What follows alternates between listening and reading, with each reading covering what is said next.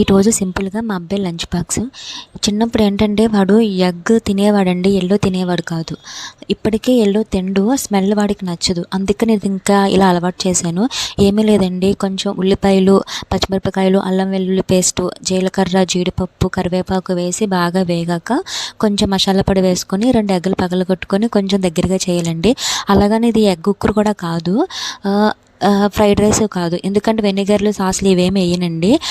కొంచెం ఉడికిన అన్నం ఉంటుంది కదా, ఆ ఉడికిన అన్నం వేసి లైట్గా వేడి చేయడమే, లాస్ట్లో కొంచెం మిరియాల పొడి చల్లడమే.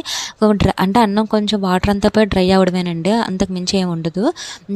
దగ్గరగా మనం వేసి 2 మినిట్స్కి అయిపోతుంది. అది అంత టైం కూడా పట్టదు. డిఫరెంట్ టేస్ట్ ఉంటుందండి. నేను వెనిగర్లు, సాసులు ఇవన్నీ కూడా అవాయిడ్ చేశానండి, ఎందుకంటే అవి హెల్దీ కూడా కాదు కదా అని. వాడికి వేసినా నచ్చదు.